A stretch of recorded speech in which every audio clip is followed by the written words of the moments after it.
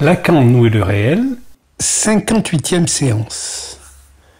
Bien, je voudrais commencer par une considération plastique qui concerne un tableau de Léonard de Vinci qui se trouve au Louvre et qui met en scène Sainte Anne. Sainte Anne qui apparaît pour Lacan, donc, comme une forme d'incarnation d'Hydrite Personne, la troisième personne, telle que Freud la nomme, pour mettre en scène ce que réalise le trait d'esprit, à savoir mettre en scène un troisième terme, qui est le grand A, comme Anne. Et dans le tableau, bien sûr, où il y a Sainte Anne, il y a également la Vierge et l'enfant. Dans ce tableau, on peut apercevoir l'enfant qui tourne sa tête. Or, dans l'esquisse préliminaire de ce tableau qui se trouve à Londres, l'enfant ne regarde pas sa mère, c'est-à-dire la Vierge. Voilà un point de départ qui va nous permettre d'essayer de parler sur le mot d'esprit, sa relation à l'inconscient et ce qu'en fait Lacan. Vous écoutez? Oui, mais est-ce que vous y attrapez un petit quelque chose qui ressemble à du réel? Dans la difficile tâche de vous faire entendre ce soir, disons, quelque chose. On entend?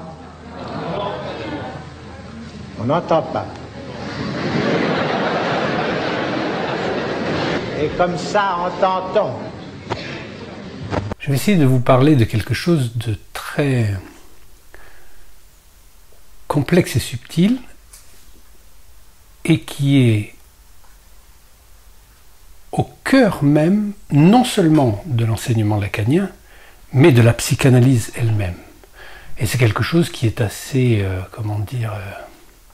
sous-estimé, qui est un peu traité par-dessus la jambe par beaucoup, parce que la plupart voient ça comme un peu le côté, marrant de la psychanalyse, son côté, qui fait confondre l'équivoque signifiante avec les bons gros gags de l'almanach Vermeaux. Mais ce n'est absolument pas le cas. Donc évidemment, je veux parler du mot d'esprit, du Witz. Le Witz tel qu'en parle Freud, bien sûr, et à partir duquel Lacan va déployer un séminaire absolument génial, on peut le dire, hein, bien que ce terme maintenant renvoie souvent à une forme de déficit langagier pour exprimer, la clarté avec laquelle Lacan va éclairer quelque chose d'essentiel de la clinique psychanalytique et donc ramener la psychanalyse là où elle doit être, c'est-à-dire une clinique du discours et un discours. On a déjà assez insisté là-dessus, mais on n'insistera jamais assez sur le fait que les discours de Lacan constituent effectivement le nerf de l'enseignement lacanien. C'est comme si, disons, des années 40 aux années 80, donc 40 ans d'enseignement, il avait progressivement amené cette structure-là qui va lui permettre de déployer la topologie et de passer du 4 au 3 du nœud borroméen. Le 3, eh bien, on va faire une petite simulation immédiate d'un des principes lacaniens les plus consistants et qui sont évidemment aujourd'hui complètement évacués, pour ne pas dire éliminés, de ce qui constitue la fausse psychanalyse. C'est ce rapport où Lacan dit il ne peut pas y avoir de 203. Mais ne vous y trompez pas, ça ne veut pas dire que parce que vous avez eu 2 emmerdements, vous allez en avoir un 3e. C'est pas du tout dans ce sens-là que ça se passe. Ça veut dire que il reprend Gödel, et le mathématicien, et lui ayant démontré que le 2 ne peut en aucun cas se déduire du 1, pour qu'il y ait 2, il aura fallu au futur intérieur qu'il y ait 3. Donc le 3 est la condition du 2. Alors comment on peut illustrer ça de manière, disons, immédiate, hein? Eh bien tout simplement dans cet échange de regards entre la mère et l'enfant, où vous imaginez une mère et son bébé qui se regardent les yeux dans les yeux. Et l'enfant et la mère voient tous les deux quelque chose, et il y a quelque chose qui échappe à la vision de chacun. C'est ce qu'on saura plus tard, qui s'appelle le regard. Hein. La seule chose que je ne peux pas voir dans le miroir, c'est mon propre regard. Et donc, l'enfant, lui, voit dans l'œil de la mère que la mère vise quelque chose à travers lui qui n'est pas lui. Et la mère elle-même, en voyant l'enfant, elle voit l'enfant et elle vise quelque chose d'autre. Et le regard de l'enfant qui revient vers elle, en fait, ne la satisfait pas entièrement. Il y a quelque chose de l'ordre d'un ratage là, et ce ratage-là, c'est bien sûr l'impossibilité du rapport sexuel, parce qu'il n'y a pas de complément, de complémentarité entre la mère et l'enfant. Pourquoi? Parce qu'il y a déjà toujours du 3, et ce 3, c'est le phallus qu'il y a au milieu entre les deux.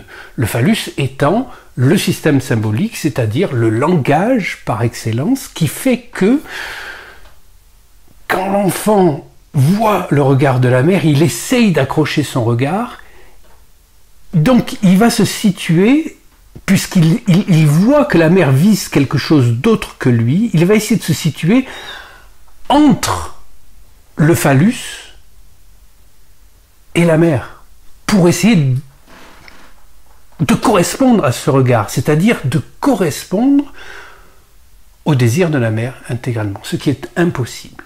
C'est pour ça que l'enfant va se mettre à essayer de correspondre au désir de la mère. Par exemple, un grand acteur ou quelqu'un qui vit sur les planches à être éclairé, etc. en permanence, c'est comme si sans arrêt, il essayait d'être reconnu par le désir de l'autre. Il va se mettre à correspondre, à correspondre au désir de l'autre dans l'imaginaire qui s'en fait. Ça donne des tragédies, oui. La plupart des clowns, par exemple, ce mec-là qui est mort il y a pas longtemps, cet acteur qui faisait rire dans le cercle des poètes disparus, etc. Tu vois, c'est typiquement ça. Ou même un mec comme Fernandel, tu vois, c'est des gens qui n'existent que sur les planches parce qu'ils essayent de correspondre au désir imaginé de l'autre. Donc ils se placent au-delà de là où la mère les regarde. Donc ça, c'est un en-deçà. Il y a l'en-deçà de la visée du regard, et puis il y a un au-delà de la visée du regard, qu'on retrouvera donc dans la manière dont Lacan lit le petit Hans, c'est-à-dire le père au-delà du père du petit Hans, il y a Freud, donc, et le père représente un au-delà. Cet au-delà, c'est bien sûr une des deux instances qui fait que ça ne tombe pas juste, qu'il n'y a pas de deux. Hein. Il y a toujours du 3 parce qu'il y a toujours ce quelque chose là entre, cet entre-deux, c'est là la place du phallus. Alors, ce qui se passe dans les remarques d'un certain Gregory Bateson, hein, c'est qu'il ramène effectivement ce problème du phallus à ce qu'on appelle la signification. Et c'est lui qui invente ce terme-là, double bind, c'est-à-dire une double relation. Entre la mère et l'enfant, il y a une double relation, double bind. Avec un peu d'humour, surtout par les temps qui courent, il faut avoir beaucoup d'humour. Donc on peut appeler ça aussi double blind, c'est-à-dire il y a un point aveugle. Ce point aveugle-là, c'est par où le regard retourne et qui est opacifié par cette trame des signifiants qui vient entre les deux ou qui vient convoquer au-delà des deux. Donc il y aura toujours eu du 3. Ce 3-là, c'est ce qui est important dans la psychanalyse, puisque ce que fait Freud, ce n'est rien moins que répéter le geste christique qui consiste à rétablir la place du père. Je vous rappelle que Freud, lui, n'est pas dupe, il n'est pas dans la mousse religieuse. Il dit « Je ne crois pas en Dieu, je crois même que Dieu n'existe pas, mais cependant, il est important de rétablir cette place vide. » Cette place vide du père, c'est ce sur quoi le mythe d'Oedipe va pouvoir fonctionner, et on va voir comment ça se passe un peu plus tard. Je vais essayer de vous amener jusque-là.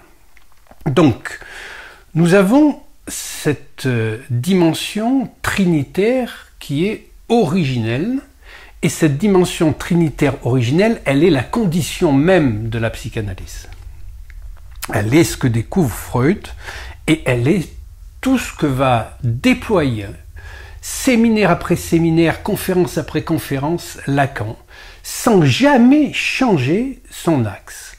Donc, vous le savez, bon, j'en ai déjà parlé dans le dernier séminaire, mais aujourd'hui, ce qui se présente comme psychanalyse et qui est soi-disant moderne ou je ne sais quoi, etc., qui prend en compte les gender studies, le féminisme, etc., c'est une psychanalyse sans père et sans Oedipe, ce qui veut dire un couteau sans lame auquel on aurait retiré le manche. Donc il n'y a plus de psychanalyse du tout.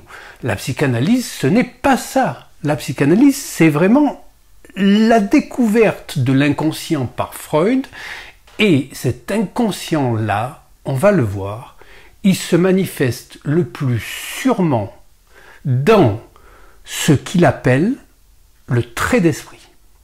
Le trait d'esprit, c'est ce qui va permettre justement aujourd'hui pour nous de comprendre comment se constitue la division subjective.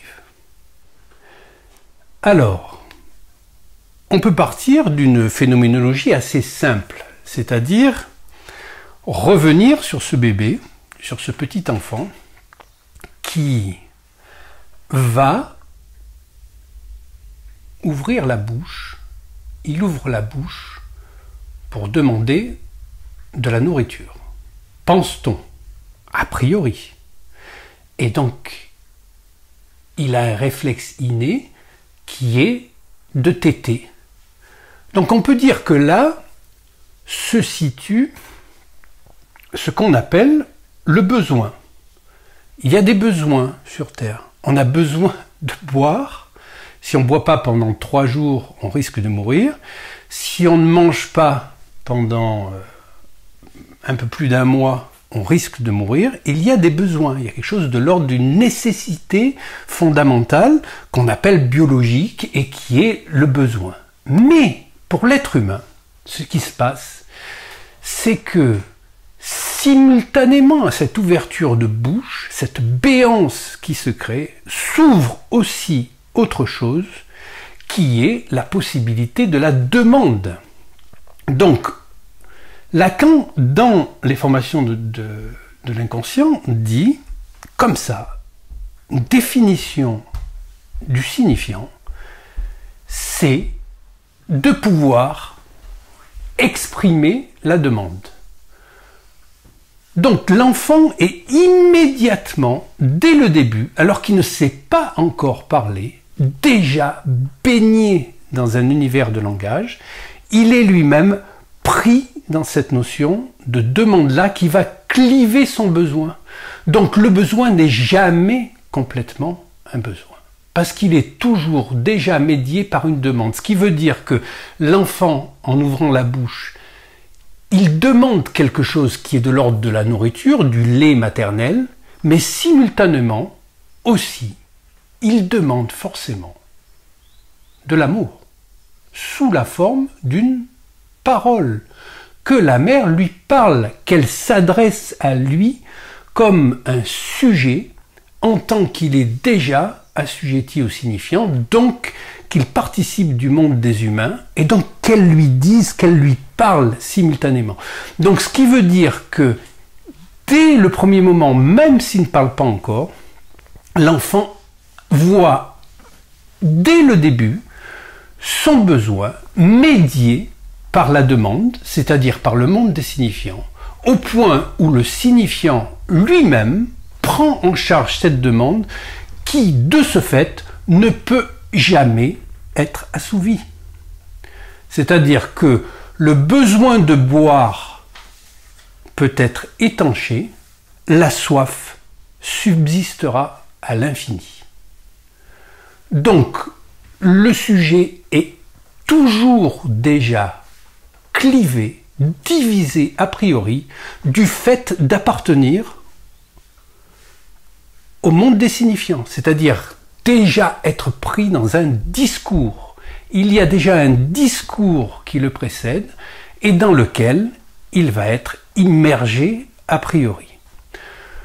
Donc pour se représenter un peu les choses et placer là tout de suite cette notion de trois qu'on retrouve dans imaginaire symbolique et réel, c'est qu'on peut dire que tel que je vous décris cette expérience-là, l'enfant, il est animé par un besoin de manger, de boire, d'avoir du lait maternel.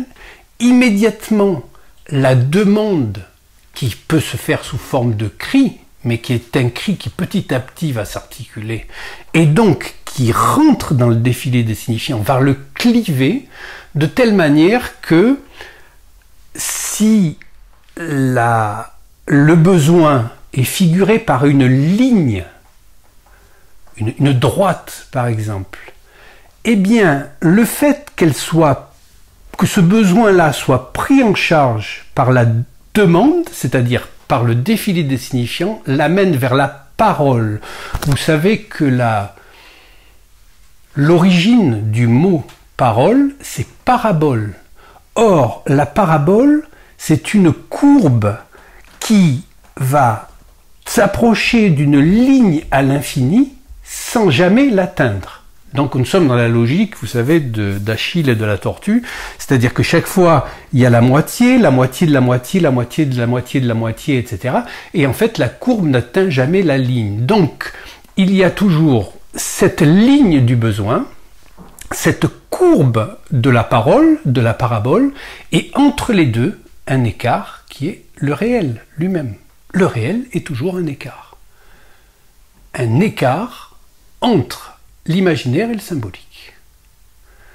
En l'occurrence, là, l'imaginaire, ça serait le besoin, le symbolique, c'est le monde de la parole, entre les deux, il y a le réel.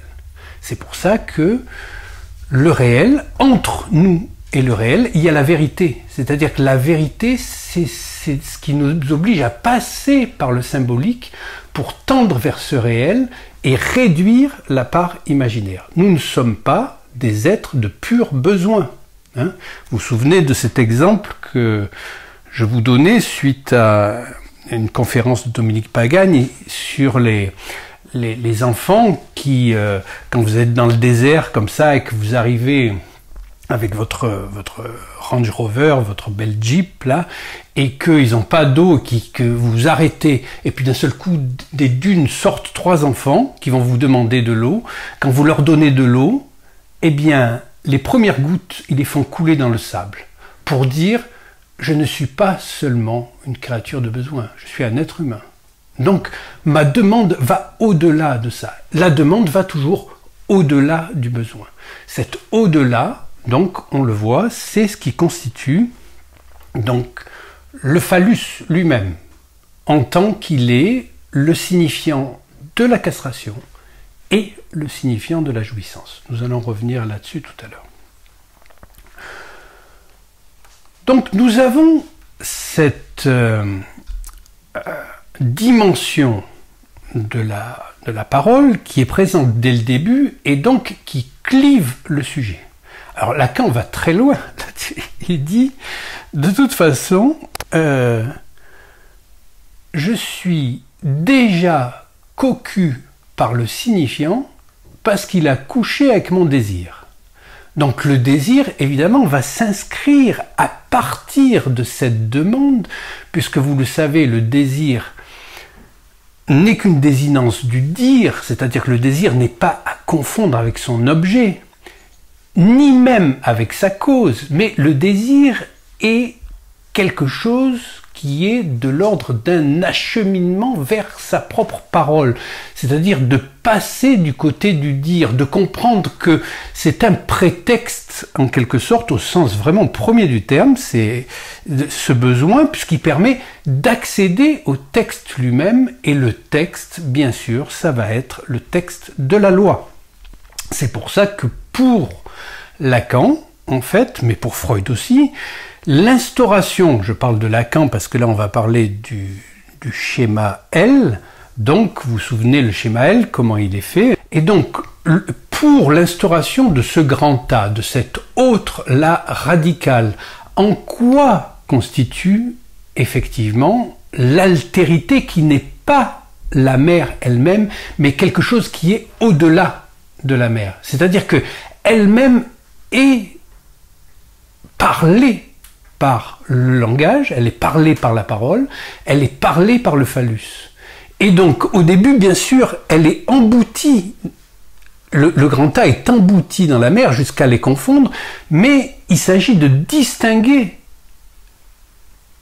l'imaginaire de cette mer-là avec son altérité qui la constitue elle-même de l'intérieur et qui la mine de l'intérieur. Nous sommes toujours déjà colonisés et ravagés de l'intérieur par le verbe.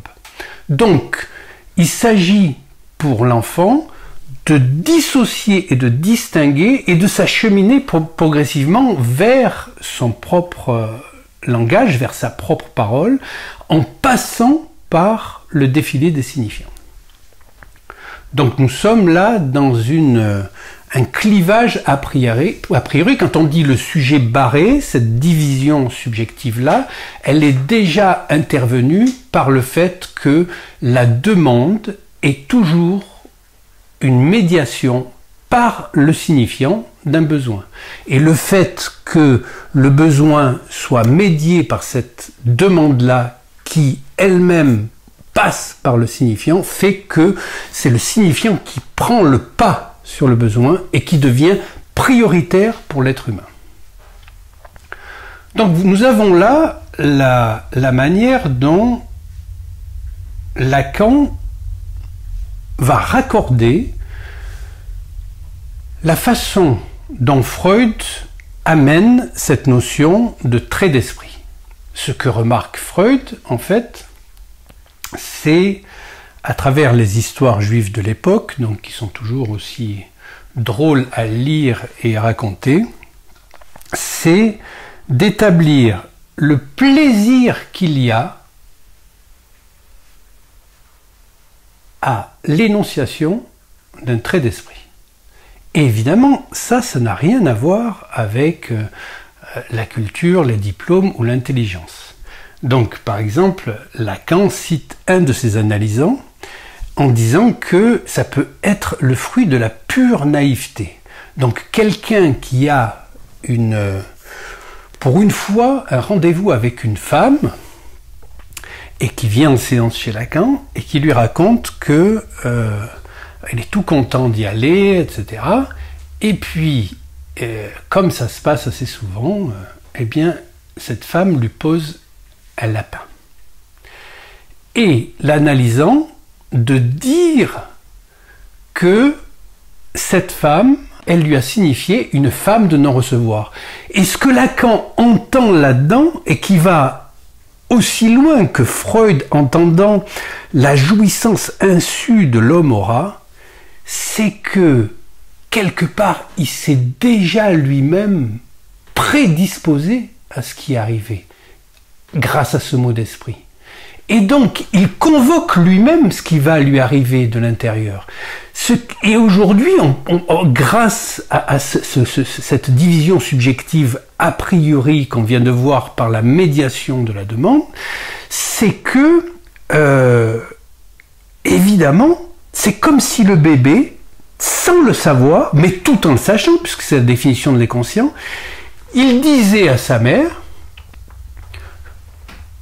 ce que je te demande de me le refuser parce que ce n'est pas ça. C'est-à-dire que derrière le besoin, il y a autre chose de plus important que le besoin. Et qu'en fait, le sujet est déjà prédisposé à dire sans arrêt, ce qui m'arrive, c'est ce que j'aurais désiré. Parce que ce que je dis que je veux, ce n'est pas ce que je veux. Ce que je désire est ailleurs que ce que je veux. C'est pour ça que vous allez voir en psychanalyse que le désir est quasiment toujours antonyme de la volonté parce que ça tient à la nature même du langage et que le langage a ces propriétés-là de toujours dire plus et autre chose que ce que le sujet veut dire.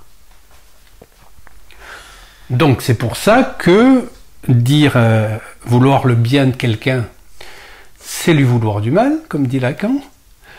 Dire qu'on aime quelqu'un, ça veut dire qu'on s'aime soi-même parce qu'on veut que ça nous revienne. Et à partir du moment où on arrive à s'aimer soi-même, c'est là où on peut en aimer un autre.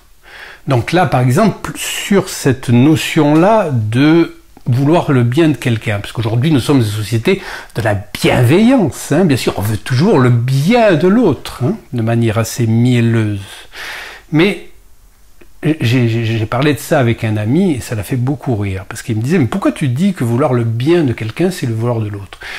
Alors j'ai répondu mais parce que le symbolique c'est le degré zéro de la parole. Si tu veux le bien de quelqu'un, c'est que tu veux son bien, c'est-à-dire tu veux lui piquer son bien.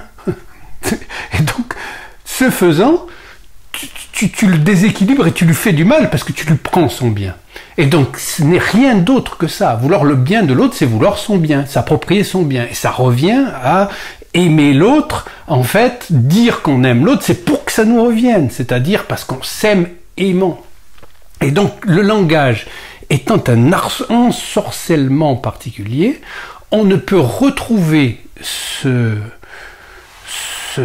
cette logique-là, qui est une logique qui inclut donc la transposition, la condensation et le déplacement. C'est-à-dire, en termes techniques, hein, l'inversion qu'on retrouve dans le rêve, la métaphore et la métonymie. Ces éléments-là, vous les retrouvez dans le mot d'esprit, que Lacan préfère traduire par trait d'esprit. Parce que le trait a quelque chose de l'ordre d'une immédiateté, d'une fulgurance, et aussi de quelque chose qui relie. Et là, c'est très important de comprendre que le trait d'esprit, en fait, quand cet analysant le fait, il ne l'entend pas, lui, en tant que trait d'esprit. Mais quand il entend le rire de son analyste, il se rend compte qu'il aura fait, donc après coup, un trait d'esprit. Et qu'est-ce qui se passe dans ce trait d'esprit au moment où s'établit le trait d'esprit? Eh bien, rien d'autre que la possibilité inconsciente de relier deux petits A par l'intermédiaire d'un grand A. C'est-à-dire que c'est là où Lacan invente vraiment ce qu'il appelle mon graphe. Mon graphe, que les autres appelleront le graphe du désir, mais ça n'apparaît pas dans Lacan. Dans Lacan, c'est juste mon graphe, pour expliquer comment fonctionne un trait d'esprit. Rien moins que ça. Donc ici, vous voyez, il y a marqué le graphe du désir. Mais en fait, ça c'est un schéma ancien que j'ai récupéré d'il y a longtemps, mais aujourd'hui, je préférerais l'appeler justement le graphe du trait d'esprit. Alors, qu'est-ce que représente ce graphe? il représente, vous voyez, donc, ici, chez Lacan, ça s'appelle delta prime delta, et donc c'est cette boucle-là. Cette boucle-là, ici, ça, c'est le discours courant. Ce que vous entendez tous les jours, ce que vous ont dit vos parents, ce que vous entendez dans la rue, ce que disent les médias, ce que disent les entreprises, ce que dit tout le monde, c'est ça. C'est delta prime delta. Et ça fonctionne donc dans un sens rétro. C'est ce sens-là. Hein. C'est pas de la gauche vers la droite, parce que nous sommes dans une civilisation où la gauche représente le passé et la droite l'avenir, donc parce qu'on lit de gauche à droite. Et donc là, on voit que c'est vraiment dans un sens rétroactif. Parce que la signification a toujours un effet rétroactif. C'est pour ça d'ailleurs que l'allemand est la langue où est née la psychanalyse, et pas seulement, c'est-à-dire quand même les systèmes philosophiques les plus élaborés, notamment l'idéalisme allemand, mais aussi la musique la plus sophistiquée, c'est qu'en allemand, le verbe est toujours à la fin. Donc vous êtes obligé d'écouter la fin de la phrase pour que rétroactivement tout le sens de ce qui vous a été dit auparavant réapparaisse. Donc on a un effet rétroactif, on a un mouvement plutôt rétroactif du discours, et ici, donc vous voyez, le schéma de base, c'est une boucle comme ça, et puis une ligne comme ça qui va dans ce sens-là. Et ça, c'est ce que Lacan appelle la chaîne signifiante. C'est-à-dire qu'il va y avoir deux interactions entre le discours de base que vous entendez, où c'est comme si les mots étaient des choses, et c'est comme si tous les signifiants étaient des signifiés, qu'il n'y avait pas de signifiants. Et puis vous avez la chaîne signifiante qui vient traverser ici. Et donc la chaîne signifiante, c'est ce qui va couper le disque courant, comme il dit, c'est-à-dire le disque du discours qui fonctionne sans arrêt, sans justement créer de sens, parce qu'il y a toujours de la signification. Et là, vous allez avoir deux ruptures, deux moments de croisement où peut se faire du sens pour le sujet. C'est-à-dire, c'est là où le sujet récupère sa singularité absolue qui fait qu'il ne peut pas être signifié intégralement par le discours courant. Ce qui peut paraître aujourd'hui difficile à entendre puisque la plupart des gens se sentent appartenir totalement, par exemple, à une société ou à un État. C'est impossible. Puisqu'il y a quelque chose qui résiste, et ce qui résiste prend précisément le nom de sujet en psychanalyse, puisque le sujet n'est pas à confondre avec le moi ou la subjectivité. Le sujet est un rejet de la chaîne signifiante, c'est-à-dire que ce rapport entre le discours courant et la coupure de la chaîne signifiante va mettre en branle.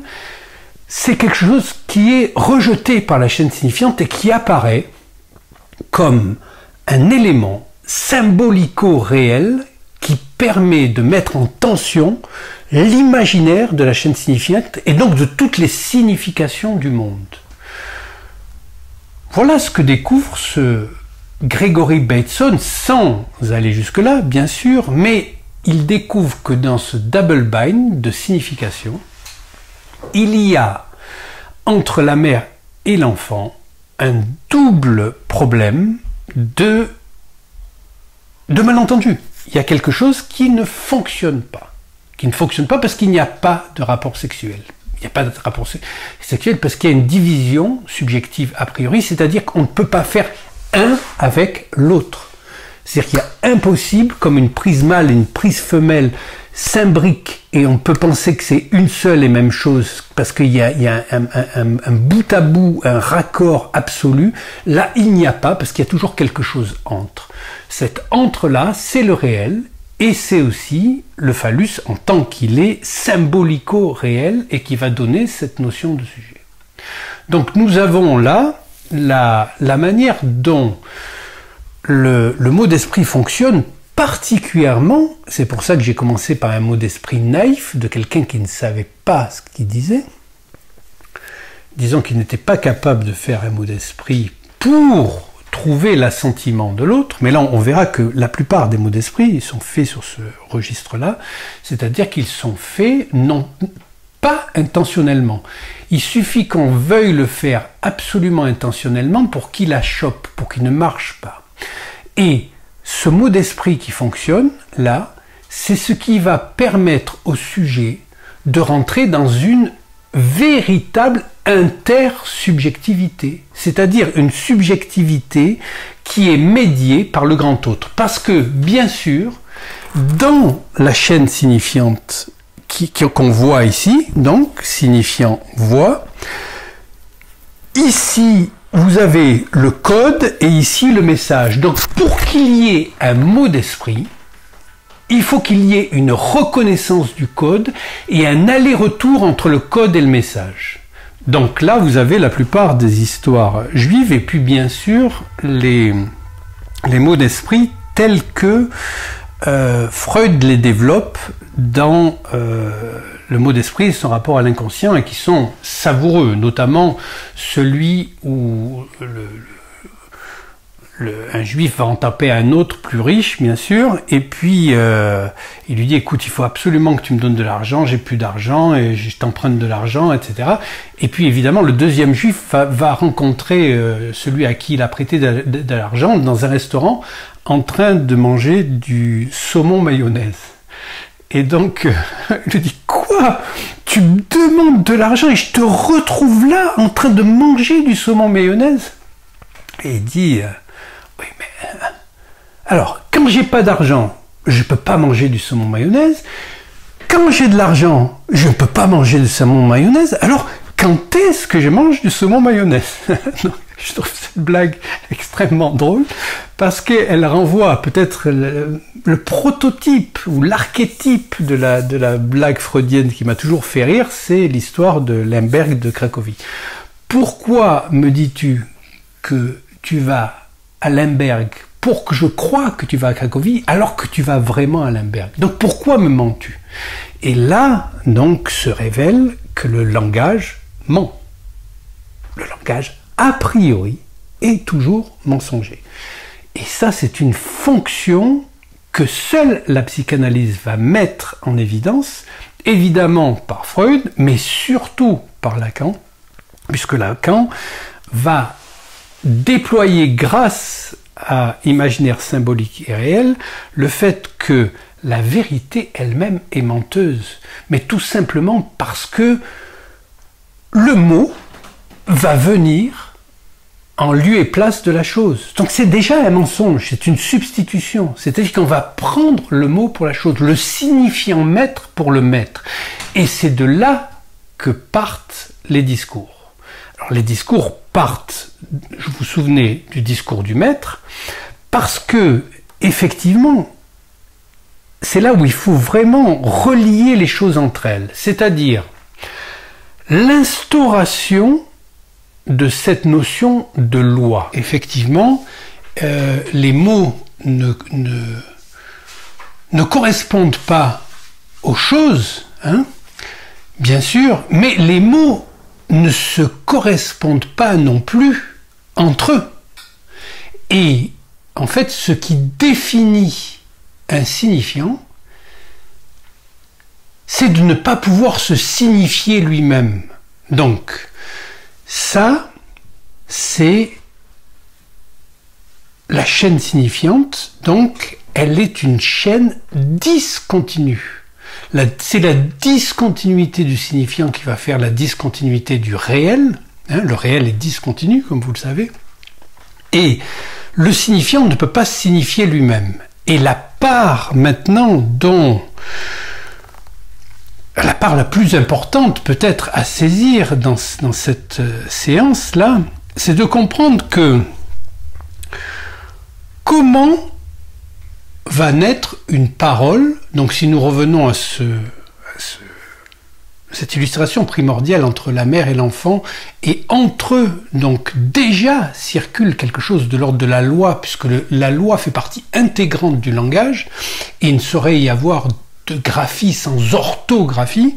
Donc comment s'instaure la loi? Donc quand on repart avec cette image-là de l'enfant et de la mère, qui est vraiment... la Vierge et l'enfant, c'est presque une imago primitive. Hein. Donc on les imagine dans ce face-à-face-là. Eh bien, même s'il ne se dit rien, le fait que ce soit des êtres de parole, des êtres de langage, c'est-à-dire des corps parlants, des sujets de l'inconscient, assujettis au signifiant, fait que, même quand ils sont deux, ils ne sont jamais deux. Il y a toujours trois, il y a toujours le langage, et qui dit langage, dit loi. Parce que, comme chaque graphie réclame une orthographie, dès qu'il y a du langage, il y a des lois du langage. Et cette loi nécessite un texte. C'est-à-dire, il y a un texte de loi. Alors, il y a ce qu'on appelle la stèle d'Hammurabi. C'est que, en 19 siècles avant Jésus-Christ, on a cette stèle d'Hammurabi qui montre, c'est une espèce de rocher phallique sur lequel sont inscrits des principes de loi. Donc ça veut dire que 19 siècles déjà avant le Christ, il y avait une mise en scène qui revenait bien sûr au roi. Hein, Hammurabi, c'était lui qui était censé être mis en vedette par cette chose-là. Mais c'était des principes qui devaient régir les rapports en société, qui ne devaient pas reposer sur justement ce qu'on appelle la loi du plus fort, c'est-à-dire la loi de la jungle, ce qui se passe chez les animaux. C'est-à-dire qu'il y a des principes à respecter, et donc ce texte de la loi est inhérent à la notion de loi. Dès qu'il y a une loi, il y a l'établissement d'un texte. Tu vois, le code civil, le code pénal, enfin tous les textes de loi, ça s'appelle. Et donc, qu'est-ce qui fait qu'il y a un texte de loi? Eh bien, ce qui fait qu'il y a un texte de loi, c'est justement cette notion de nom du père. C'est-à-dire cet espace vide à partir duquel les signifiants vont s'enchaîner. S'il n'y a pas ça, s'il n'y a pas un signifiant qui vient à la place du père en tant que signifiant maître, mais que le père est déjà mort, eh bien il ne peut pas y avoir de texte de loi. Mais dès qu'il y a ça, il y a toujours un texte de loi. Et donc ça renvoie justement au code d'Hammurabi, qui est une forme antique extrêmement... curieuse, hein. D'ailleurs c'est une forme phallique bien sûr. Hein. Donc on comprend là pourquoi la psychanalyse est née à partir de ce travail souterrain pendant des siècles de l'intelligence juive, de ce savoir-lire juif, de ce travail sur la lettre juive, pour arriver jusqu'à cette notion de loi. Vous savez que le judaïsme représente la fonction législative pure. Hein. Moïse, c'est les tables de la loi. La loi, c'est la loi juive, parce que ce sont les lois du langage. D'ailleurs, les 10 commandements sont strictement des commandements langagiers. On les prend pour des commandements de règlement du monde, ça n'a rien à voir avec ça. C'est pour ramener au langage lui-même. Donc, cette notion de loi, elle s'instaure là. Alors, la question que pose Madame Pankow, quand Lacan parle de Pankow et de Bateson dans une des leçons des formations de l'inconscient, c'est comment s'instaure la loi? Nous avons une démarche personnaliste qui est de penser que la loi s'instaure par quelque chose qui est de l'ordre de ce que Lacan appelle la parole pleine. La parole pleine, c'est les exemples qu'il donne tu es ma femme ou tu es mon maître, où chacun ne fait que recevoir de l'autre son propre message sous sa forme inversée. Donc nous avons là une collision et même un emboutissement entre le petit autre et le grand autre dans « tu es ma femme » ou « tu es mon maître ». Hein, c'est-à-dire la parole qui engage, une parole pleine comme ça, où celui qui dit « tu es ma femme », évidemment s'adresse à lui-même le fait d'être l'époux, donc le mari, celui qui va subvenir, etc. Donc nous sommes là dans ce que Lacan appelle et dénonce comme le personnalisme.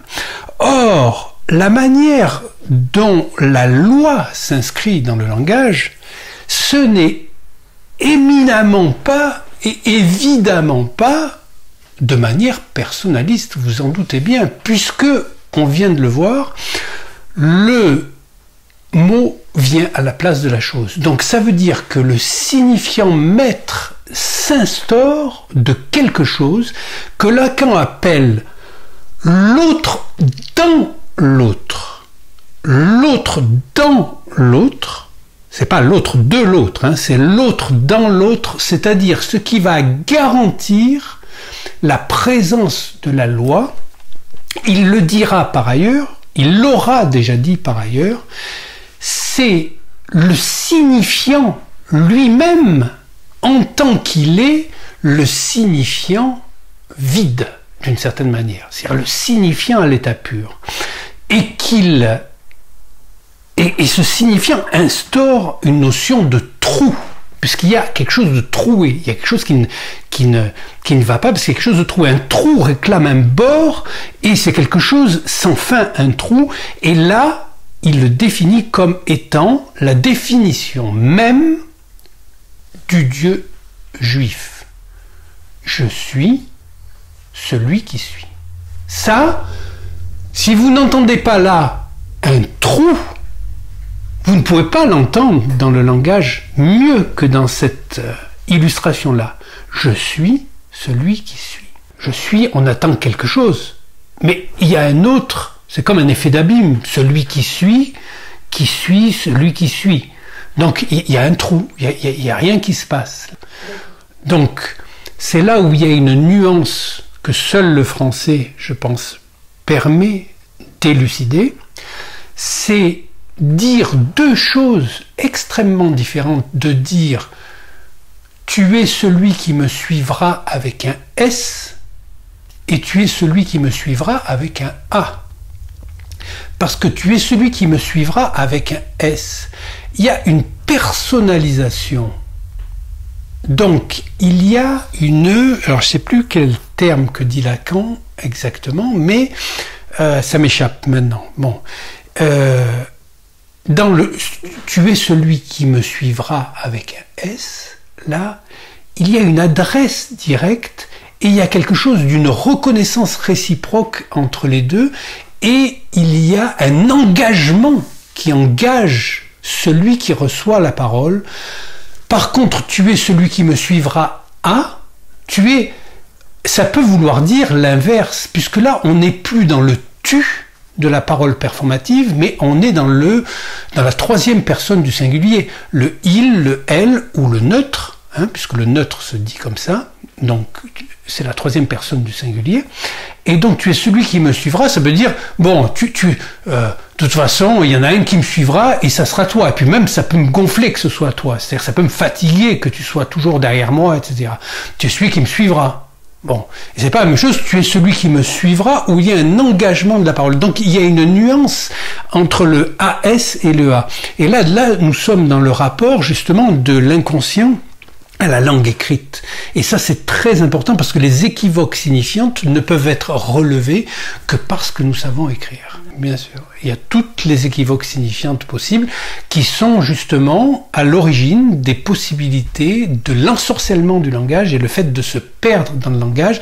Et la psychanalyse, justement, en tant que clinique du discours, elle est un moyen de se repérer dans la structure. Il s'agit de se repérer dans la structure. Il s'agit de se repérer dans ce que je dis.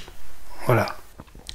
Donc, ce personnalisme-là s'oppose à « je suis celui qui suis » et qui est le trou à l'intérieur même du langage d'une intrusion, hein, dont va procéder l'extrusion, c'est-à-dire la possibilité du signifiant de mettre en branle toute la chaîne signifiante et le fait que les signifiants vont se signifier l'un l'autre par différence et que cette chaîne va fonctionner tout le temps et de manière inconsciente. C'est même l'inconscient lui-même, c'est que vous le vouliez ou pas, la chaîne des signifiants continue de fonctionner. Et vous êtes pris dedans. C'est-à-dire les mots que vous allez utiliser, la manière dont vous parlez, etc., est toujours conditionné par ce rapport avec cette chaîne signifiante. Vous croyez que vous êtes uniquement dans le delta prime delta, et en fait, vous êtes toujours en même temps, simultanément, pris dans le défilé des chaînes signifiantes, dans la chaîne signifiante. Et c'est même par là que se définit la possibilité de la psychose.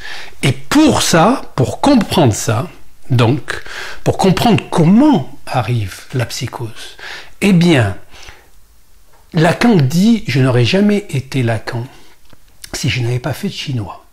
Ben, je peux vous dire que je n'aurais jamais pu parler de Lacan si je n'avais pas fait de typographie. Dans les formations de l'inconscient, il parle justement de l'équivalence de l'inconscient, de la chaîne des signifiants, de l'instauration de ce qu'il appelle le nom du père, c'est-à-dire la loi, le père symbolique en tant qu'il est toujours déjà mort et qui ne le sait pas lui-même. C'est pour ça qu'une psychanalyse qui prétend évacuer le père ou le patriarcat, ça n'a rien à voir avec la psychanalyse, parce que la psychanalyse, c'est l'inverse de ça. C'est l'instauration du nom du père. Le nom du père, on peut s'en passer à condition de savoir s'en servir. Donc, cette dimension-là de la typographie, imaginez que c'est la barre d'espace sur votre clavier d'ordinateur. C'est-à-dire, c'est un espace vide.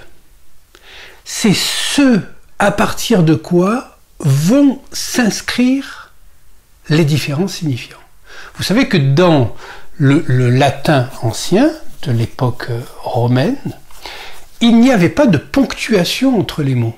C'est-à-dire que c'est l'œil qui lisait, qui devait reconnaître, identifier les mots, et il n'y avait pas de ponctuation, il n'y avait pas d'espace entre les mots, il n'y avait pas de silence, il n'y avait pas de vide.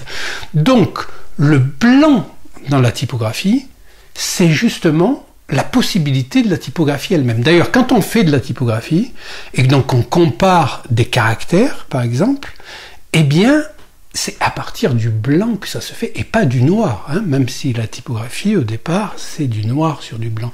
Mais seul le blanc permet la comparaison. C'est-à-dire que c'est par rapport au vide que s'inscrit la possibilité du signifiant.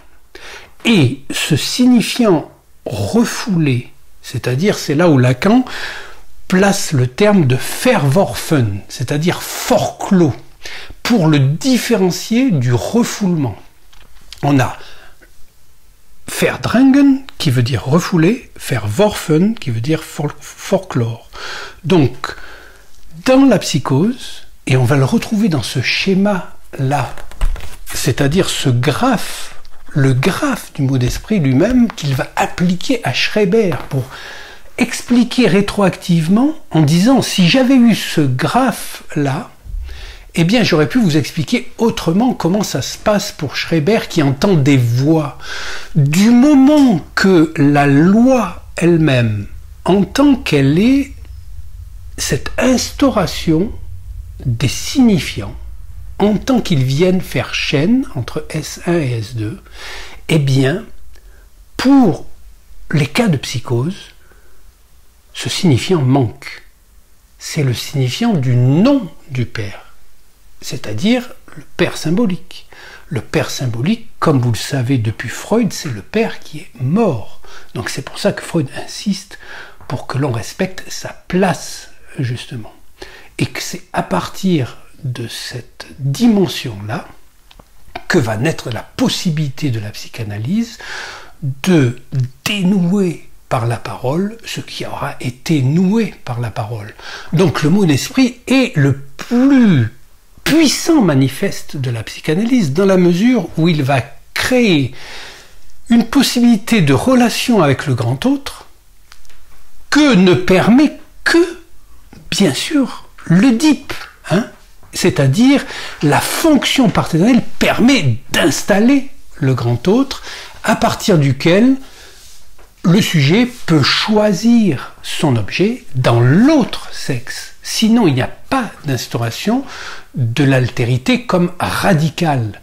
Donc, vous avez le mot d'esprit, un simple petit mot d'esprit comme cette femme m'oppose une femme de non-recevoir, Eh bien, derrière cette petite phrase-là qui peut apparaître de la plus grande naïveté, va se déclencher le rire de l'hystérique et aussi le rire du psychanalyste. Vous savez que la psychanalyse hystérise son analysant de telle manière que il va pouvoir renouer une intersubjectivité qui prend en compte l'autre avec un grand A, c'est-à-dire ça s'adresse au lieu même du code et du message.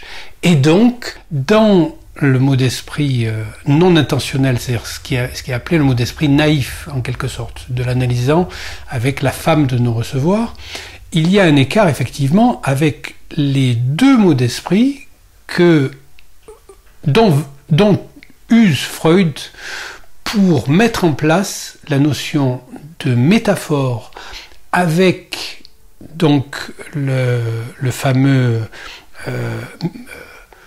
il m'a traité de manière tout à fait familionnaire, hein, c'est par là que ça commence. Donc qui est un mot qui a été fondé par Heinrich Heine. Et Heinrich Heine lui-même avait une cousine dans le collimateur avec laquelle il voulait se marier. Et évidemment, lui étant poète, il n'avait pas la fortune nécessaire pour complaire au père de sa cousine, qui lui était milliardaire.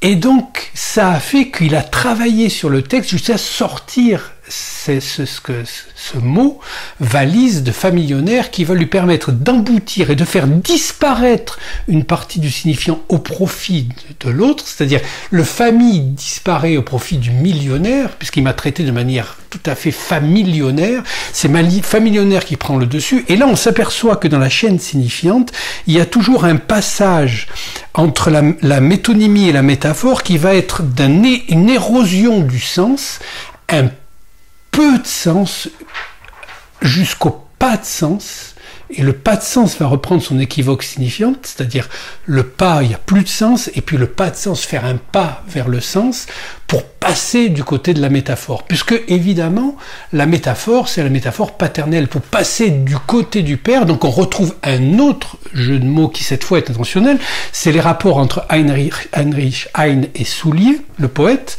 où il lui fait remarquer, Soulier dit, voyant un homme très riche entouré de beaucoup de gens, il dit le culte du veau d'or n'est pas mort, ou quelque chose comme ça, et Heine lui dit pour un veau, vous m'excuserez, mais il a passé l'âge. Et donc, on voit qu'il joue cette fois sur le sens de veau, mais qu'il joue sur le mot d'esprit métonymique, là. C'est-à-dire qu'il réduit le sens et il crée un mot d'esprit. Et ce sont des mots d'esprit intentionnels qui créent entre les deux donc, sujets une possibilité d'intersubjectivité qui ne soit pas perverse. Parce que sinon, on se souvient, mais je ne peux pas redévelopper ça depuis le début, c'est que quand on veut forcer une intersubjectivité, c'est toujours un trait de perversion.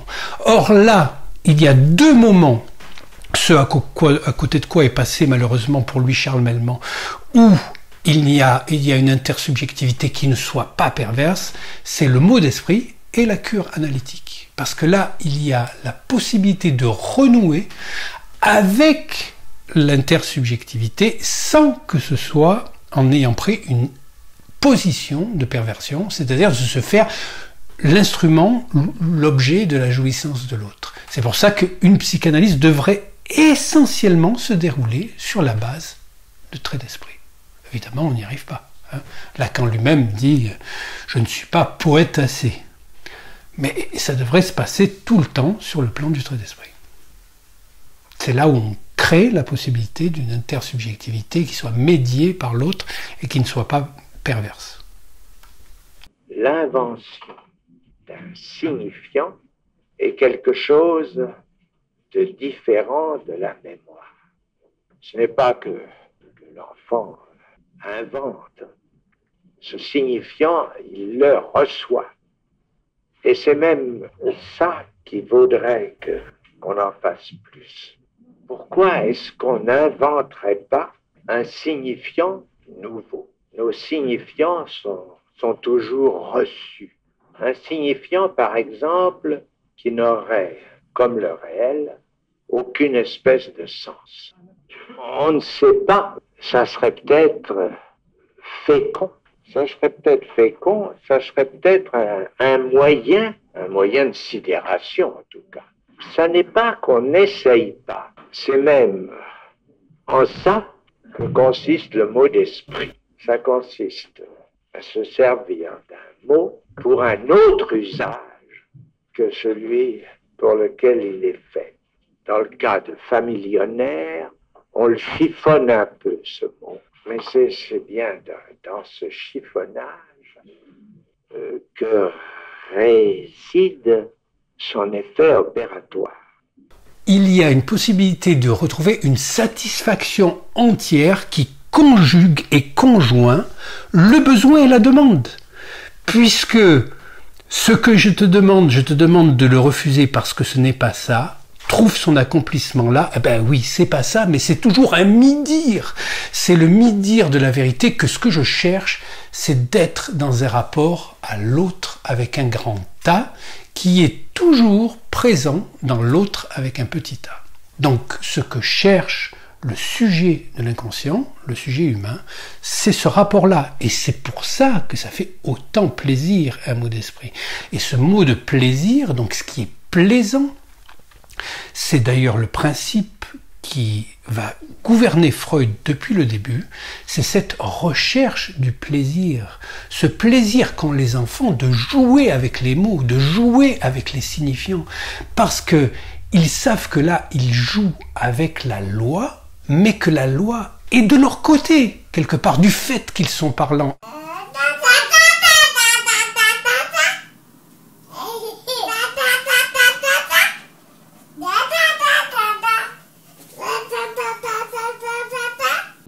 On se reconnaît dans le trait d'esprit, parce que le trait d'esprit tient à ce que j'ai appelé la langue. On se reconnaît dans le trait d'esprit, on y glisse. Et là-dessus, Freud a fait quelques considérations qui ne sont pas négligeables. Je veux dire que l'intérêt du trait d'esprit pour l'inconscient est quand même lié à cette chose spécifique qui comporte l'acquisition de la langue. Alors qu'après, la loi devient quelque chose de l'ordre d'une menace, parce qu'elle devient assimilée à ce qui sont les règlements du monde. Les règlements du monde ne sont pas la loi. La loi elle-même, c'est la loi du désir. Donc, la loi qui a quelque chose à voir avec le dire, c'est le désir qui fait sa loi au sujet, et c'est le langage qui fait la loi du désir. Donc, nous sommes dans une possibilité de réconciliation avec la loi et de réconciliation avec l'aliénation elle-même, puisque nous sommes aliénés par la loi, comme le dit saint Paul. Et donc ce passage justement du judaïsme au christianisme avec le fait que le sujet échappe à la loi juive pour retrouver quelque chose de l'ordre de l'amour, ça veut dire qu'il échappe à l'imaginaire de la loi qui est une loi désincarnée pour retrouver la possibilité d'autre chose, c'est-à-dire la continuation de la loi en amour, une réconciliation. Ce en quoi on peut dire que la psychanalyse, telle qu'elle peut être lue dans l'optique de Freud et de Lacan, n'est rien d'autre qu'un cinquième évangile, la possibilité de se concilier la loi par l'amour. Et donc un amour qui est, bien sûr, d'aimer.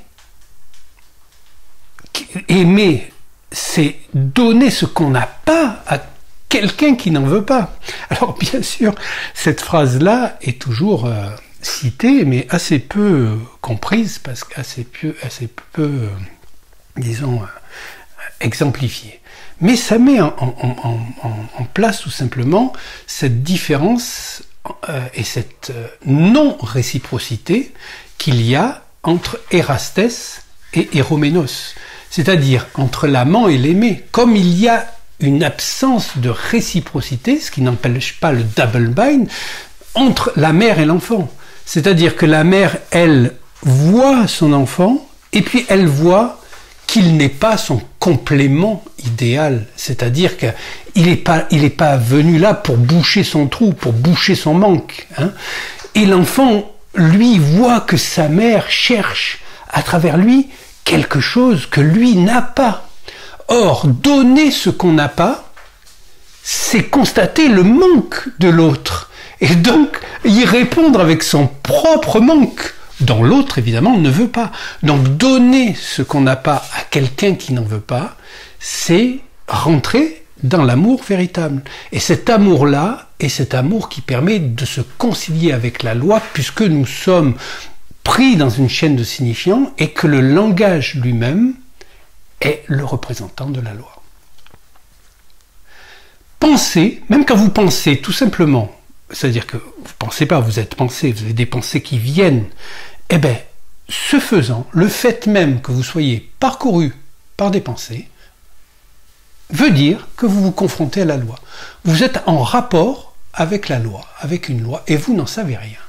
Eh bien, c'est ce que découvre la psychanalyse, donc par l'intermédiaire de Freud, bien sûr, puisque le judaïsme, c'est la loi, lui, c'est celui qui est allé le plus loin dans la lettre juive jusqu'à son esprit, c'est-à-dire qu'on dit l'esprit et la lettre, et lui, il est allé jusqu'à l'esprit de la lettre pour fonder cette psychanalyse qui nous permet de nous désaliéner des discours mortifères dans lesquels nous sommes pris.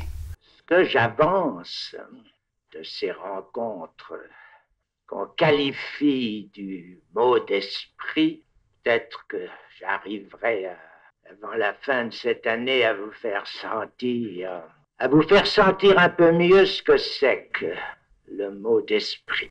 Et je vais même tout de suite en avancer quelque chose. Dans ces deux termes, mis en mots, des noms du Père et des noms du petit R, c'est le même savoir dans les deux. C'est le même savoir au sens où l'inconscient, c'est un savoir dont le sujet peut se déchiffrer. C'est la définition du sujet, si je donne, du sujet tel que le constitue l'inconscient. Il le déchiffre, celui qui, d'être parlant, est en position de procéder à cette opération, y est même jusqu'à un certain point forcé, jusqu'à ce qu'il atteigne un sens. Et c'est là qu'il s'arrête, parce qu'il faut bien s'arrêter. Qu'on ne demande que ça, mais on ne demande que ça parce qu'on n'a pas le temps. Alors il s'arrête à un sens, mais le sens auquel on doit s'arrêter, dans les deux cas, quoi que ça soit le même savoir, c'est pas le même sens. Ce qui est curieux. Et ce qui nous fait toucher du doigt tout de suite que ce n'est pas le même sens seulement pour des raisons d'orthographe. Ce qui nous laisse soupçonner quelque chose où vous pouvez voir enfin, l'indication dans ce que j'ai comme dans un de mes séminaires précédents, marqué des rapports de l'écrit au langage. Voilà pourquoi, peut-être, avec le christianisme, la psychanalyse représente ce qui est le plus honni aujourd'hui par les gens de pouvoir et ceux qui veulent votre bien, justement. Parce que tous les gens qui veulent votre bien, ils veulent vraiment votre bien. Ils veulent vous piquer votre bien, quoi. Donc, l'histoire de la bienveillance, c'est oublier quand même ce moment radical énoncé par Kant, et on se souvient du texte de Lacan, Kant avec Sade, que le mal n'est pas une absence de bien. Le mal est quelque chose de premier, c'est-à-dire qu'il y a toujours déjà d'abord le mal. Mais le mal, pour la psychanalyse, ce n'est rien d'autre, bien sûr, que le malentendu. C'est-à-dire, nous naissons malentendants. Nous n'avons pas accordé, a priori, notre oreille à notre larynx, donc nous n'entendons pas ce que nous disons. Et donc nous sommes dans un décalage entre, disons, l'imaginaire du langage et la structure symbolique du langage. Entre les deux, il y a le réel, et le réel ne s'éprouve qu'en présence d'un autre être parlant. C'est pour ça que le trait d'esprit est le trait même de la psychanalyse, c'est-à-dire de mettre en rapport deux êtres parlants par l'intermédiaire de l'autre, le trésor des signifiants ou le trésor des métonymies, comme dit Lacan. Le but d'une psychanalyse ne peut jamais être quelque chose d'individuel ou de solipsiste. C'est pour ça qu'il dit que le collectif n'est rien d'autre que le sujet de l'individuel. Que toujours nous énonçons, parce que c'est la loi du discours, ce que toujours nous énonçons comme système d'opposition, c'est cela même qu'il nous faudrait surmonter. Et la première chose serait d'éteindre la notion de beau. Nous n'avons rien à dire de beau. C'est d'une autre résonance qu'il s'agit, à fonder sur le mot d'esprit. Un mot d'esprit n'est pas beau. Il ne se tient que d'une équivoque, ou comme le dit Freud, d'une économie. Rien de plus ambigu que cette notion d'économie. Mais tout de même, l'économie fonde la valeur. Une pratique sans valeur, voilà ce qu'il s'agirait pour nous d'instituer.